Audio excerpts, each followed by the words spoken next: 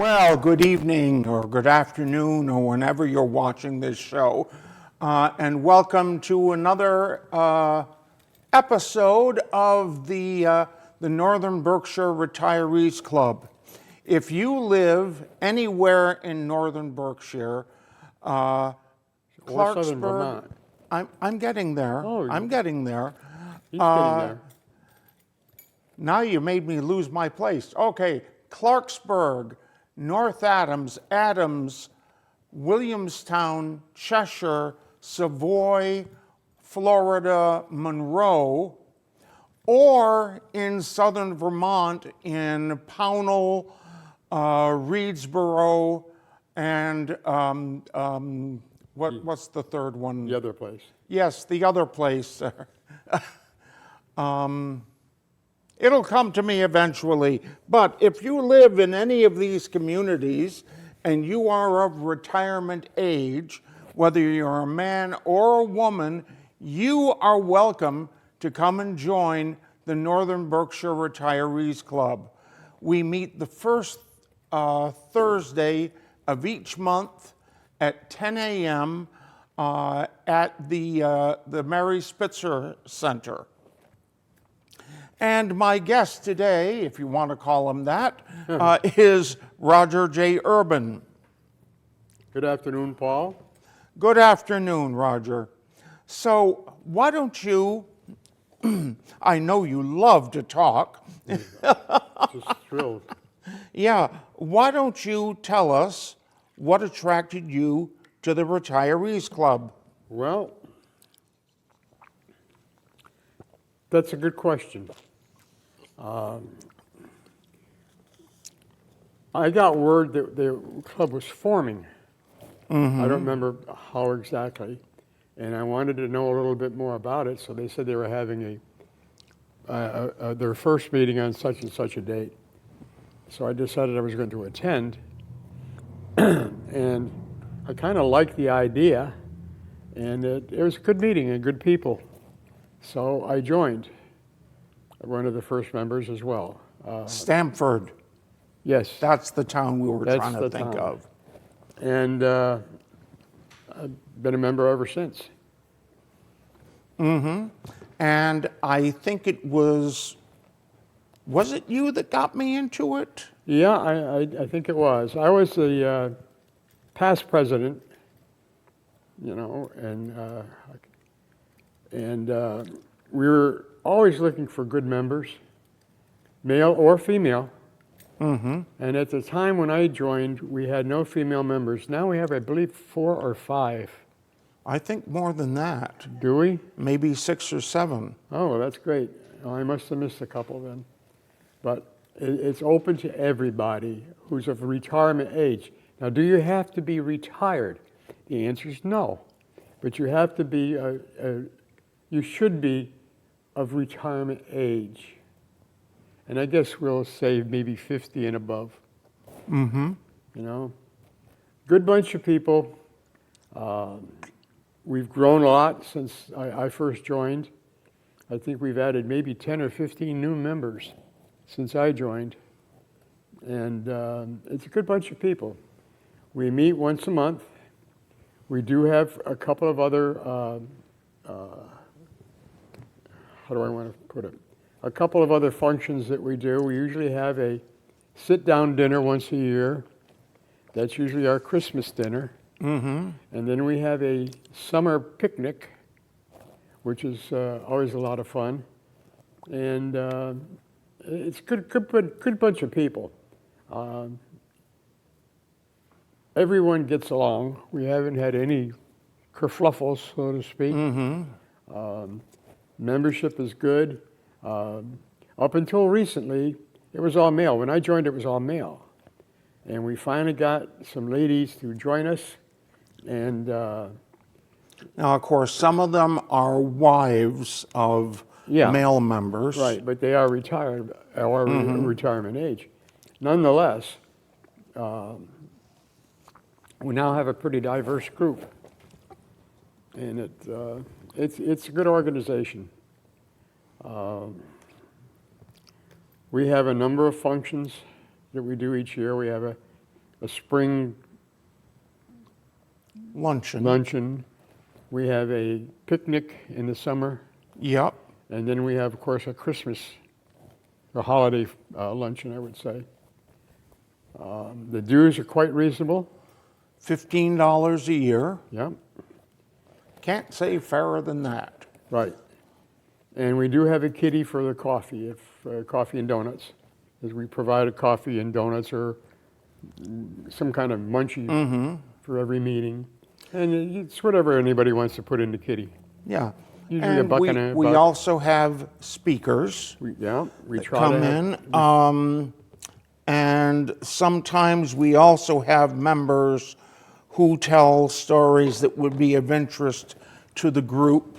There was that one member who made, was it model ships or model Aircraft. airplanes? Model airplanes from World War II. And he showed those off, and everybody enjoyed it. And sometimes we just tell memories that we had. Like before the show, you were telling me a fantastic one about a spiffy inspection. Oh, God, yes. When I went into the Navy, I went in as an aviation officer candidate, AOC. And that meant that you had to go through what they call pre-flight. And that was I believe it was 3 months in which you had no rank other than aviation officer candidate. Mm-hmm. When you graduated, those who went in under the program I went into became ensigns. That is, an ensign in the Navy is the same as a second lieutenant in the other armed forces. And of course, we did have Marine cadets, aviation candidates. Yes, the Marines do fly. Matter of fact, I ended up flying with a couple of them that I really enjoyed. A couple of them were kind of crazy, but damn good pilots. Anyhow, we went through that training. Then you went out to one of the outlying fields called Sofley Field. Now, Sofley Field was named after a World War II Navy pilot, and who met his end in the war. And that's where we got our primary instruction, and that was in a T-34. Now, T-34 is a Beechcraft Bonanza, basically, but not with the V-shaped tail. Now, the Beech Bonanza has a tail that looks like this. This had a regular tail, and it was dual flight. That is, the cadet or the trainee took the front seat, and your instructor took the back seat. And you learned basic flying skills. And that was long before you soloed. You went through, I believe it was, and I could be wrong, if my memory serves me, we had 9 dual flights, and your 10th flight was your solo. And that was quite an experience. I don't know if I think I told this story once before, but I'll tell it again. I had an instructor who was kind of a tough nut, but he was darn good at what he did. And what we would do is, prior to getting into the aircraft, I would go out and do the pre-flight check. That means I made sure everything was working properly as it could be when you're on the ground. The engine wasn't started yet, obviously. And when I was ready to accept the airplane for flight, my instructor came out, we both hopped in and did whatever was on the agenda for that flight. Now, there was a syllabus that you had to do. And I'm going to go off the wall here. One was you had to learn how to take off. Okay, so usually what happened was you had to read the manual, you had to tell the instructor what was in the manual, verbatim, and the instructor would give you the okay to proceed.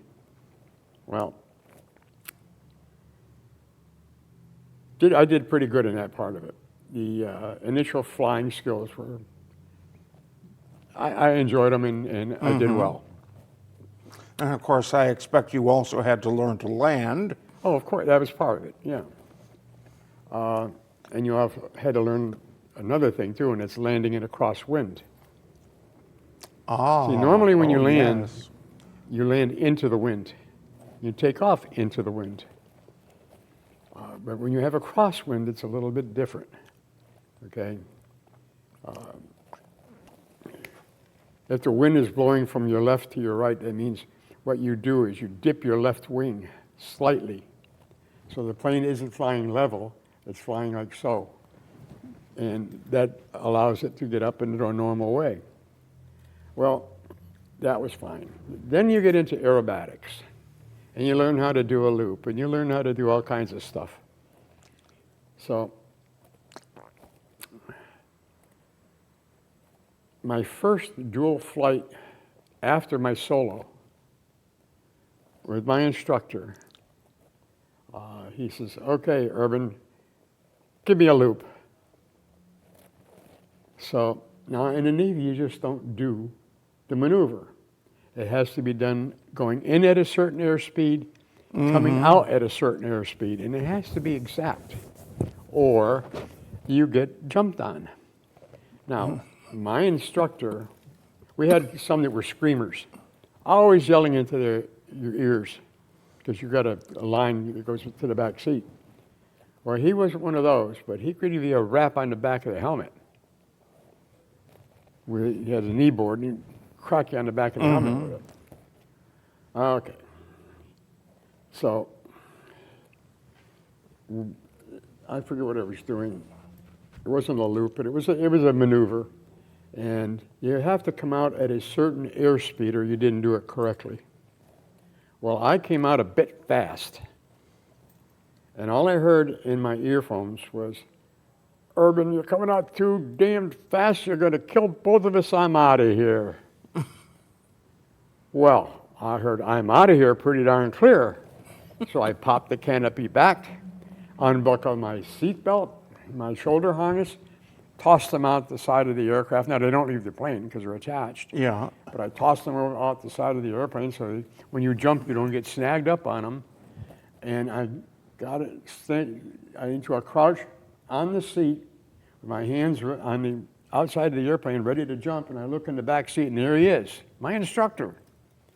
Well, I thought he had gone because he said, I'm out of here. Well, naturally, I was very, very upset about this. He got a big chuckle out of it, I guess. I resumed my position in the I buckled up my seatbelt and did the rest of my Yeah, you got yourself strapped in. The syllabus for that particular flight, and we landed. So the highest grade you could get was a 5. I said, well, sir, how'd I do? He said, well, up to a certain point, you were a 5.0. He said, I don't know how to go any higher than that, but you did very well. I said, well, thank you. He said, I got a question for you. He says, did you really think I was going to jump? I said, yes, sir. He said, well, what would you have done? I said, I would have tried to land the aircraft at the nearest available field. And I'd try to explain what happened, that you decided you didn't want to be part of my show anymore and you wanted to jump. So he started laughing. He said, well, that's never happened in my recollection. He said, I don't know of anybody that's ever done that before. He said, so you done it first. Well, I'm glad I was first at something. Now, the highest grade you can get on a flight is a 5. All right. I got a 4.5 for that particular flight. But that meant I was qualified to solo on my next flight, which was a big thrill. Okay. Anyhow, when he said, how would you explain my not being here. I said, how would you explain not being here? I said, after all, you're the instructor. He said, well, I said, I looked back and I expected to see your boots going over the side. And he said, well, not that crazy. Yeah. His name was Gene Helmers. I will never forget him. Hell of a good pilot. Navy instructors are all good. It's the Marine instructors you got to be careful because, boy, you have to be right on target for everything. I mean, you have to be 4.0 all the way. 4.0 is the highest grade you could get. And sure enough, I go out to the next squadron, which was a different aircraft, a big radial engine airplane, the T-28. T-28 was like a Navy bomber in World War II, but bigger. Had a very powerful engine, and you could do a lot with it. But it could do a lot to you if you weren't careful. But that was one experience that I had.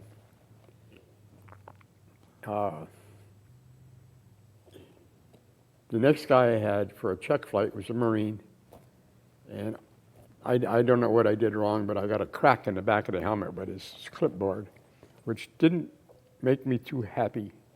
I shouldn't think so. No, it didn't hurt me because I was wearing a helmet, you know. And, when we got down, I said, well, how'd I do? He says, you did really well. I said, then how come you beat me up there, you know, with your clipboard? He said, I wanted to get your attention. I said, sir, that's why we have microphones. Yeah. He laughed like hell. He says, I'll fly with you anytime. I said, thank you. And that was the last I saw of him.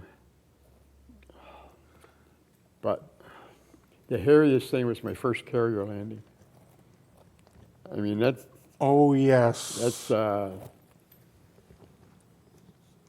think of your body, and we would get what we call, when you were nervous or uptight, you would get 100% pucker factor.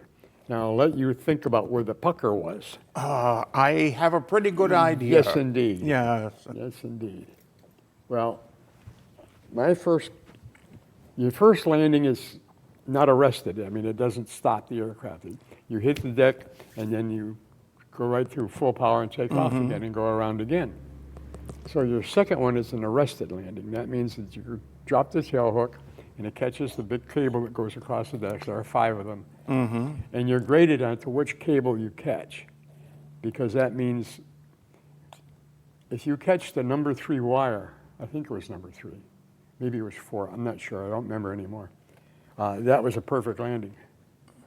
If you catch number 1 or number 5, is not so good. But I did pretty good on that. So we got into this aerobatics thing. And I came out of one of the maneuvers pretty fast. You have to come out at a certain airspeed, and I was well above it. All I heard was, "You're going to kill us, you crazy SOB." And of course, I'm paraphrasing the SOB part. Yes, I understand. And I heard the canopy go back. I mean, I heard him say that. I popped the canopy. Because if he's jumping out, I'm sure as hell not going to stay with the airplane. There's something wrong. So what you did is you pop the canopy back, you unbuckle your belts, you throw them out the side of the aircraft. Now they're attached to the airplane, so they're not going anywhere, but they're outside, the buckle of it is. You squat down on the seat, and you dive towards the trailing edge of the wing on the right-hand side. I was in the squat position, ready to go over, and I glanced back, and there he is in the back seat, laughing like a crazy person, just having a good old time. So I don't know what color red I turned, but I must have turned a pretty bright red. Got back in, buckled back up, shot a couple more landings, which I did pretty well on. Then we went home. So he said, when we landed, he gives you a briefing, a post-flight briefing. And of course, he's writing notes, you know, all the while you're flying. said, how'd I do? He said, well, other than a little mishap we had up there, you did fine. He said, I'll give you a 5-0 on the flight. I said, well, thank you. He said, now, my question to you is, I said, sir, what would you have done coming back to the base without me? I said, sir, I think you're making a mistake with that question. What? I said, I think you want to say, how would you have explained my not being in the airplane with you? He said, you're right.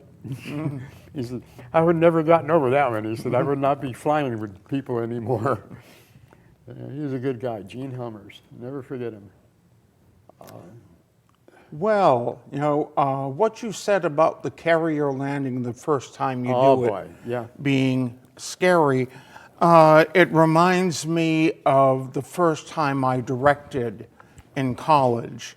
And we rotated through all of the positions, so everyone operated each of the 3 cameras, everyone floor managed, everyone did the image, and in the control room, you went through every position. And directing a 5-minute interview was the scariest thing I had ever done. Oh my God. Because you don't have to do anything except direct, but everyone else is taking their cues from you. So you have to remember to cue everyone and listen to everyone you're supposed to and keep track of what you're doing. Second scariest was when I was asked to direct and run the switcher myself, and I was alone in the control room. That was pretty scary too. Mm. So when I got around to instructing people in how to use the equipment, I did the same sort of thing. We rotated through the jobs, do a 5-minute interview, do a 10-minute interview, a 15-minute interview, and it was always the same group. And whenever anyone directed for the first time, even with me standing over their shoulder and being able to help them, scared out of their minds. But when we got to, I'd pick someone and ask them to direct a show, I would be there in the control room all the time until they wanted me to get out and let them solo. And we have 5 minutes remaining. Oh my This God. has been a very short half hour. So again, sorry about that. I still love you, camera 2. If you are of retirement age and you live anywhere in northern Berkshire or southern Vermont, please come and join us the first Thursday of every month. And by the time you see this show, you will have missed the first Thursday in October. So please come and join us in November at the Mary Spitzer Center, 10 a.m. on the first Thursday of the month. And I don't remember what the date is on that. Me and Dave. Doesn't matter. Come and join us. And if you like what you... There, you see, I'm getting screwy in my old age. Uh-huh. Well, actually, I've been pretty screwy all my life. Screwy. So come and join us at the Spitzer Center on the first Thursday in November. And if you like what you see, please consider becoming a member. Whether you're a man or a woman, you will be welcome there. One thing I didn't mention when I was telling you one of my tales was when people get nervous, I mean really scared, you have a certain sphincter. Yeah, you did mention that. Yeah, and that it was 100% pucker factor. I mean, you couldn't put a pencil point in there. Yeah. It was a little hairy, but he got a kick out of my comment to him that if he had bailed out, I'd like to see what his face was when I landed the aircraft without him. Hell of a nice man. Unfortunately, lost his life in Vietnam.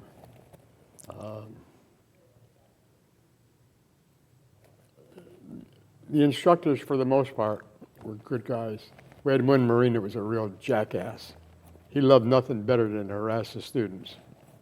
And they finally got rid of him. Replaced him with another Marine who was pretty good, pretty reasonable. But this guy was a real jerk. Unfortunately, he was 2 ranks above me, so I couldn't say anything to him. But I sure did want to. Anyhow, if you do attend one of our meetings, I think you'll enjoy it very much. When we started off the organization, it was all men, but we decided we'll open it up to the women as well, and I think that was a good thing to do. We have a pretty good group, and we all get along well, and it's a fun group. We do some business too, and we also do some good things, charity-wise and what have you. So please come and join us. First Thursday of the month at The Mary Spitzer Center. At what time? 10 a.m. 10 a.m. Oh, look, it's on the monitor. Oh, isn't that nice? There you go. Every first Thursday, 10 a.m. at the Spitzer Center. Yes, indeed. Paul, it's been a pleasure as usual. This seemed very short today for some reason.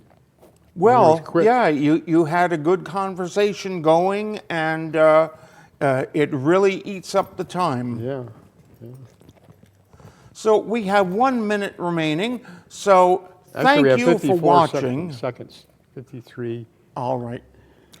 Yes, Mother.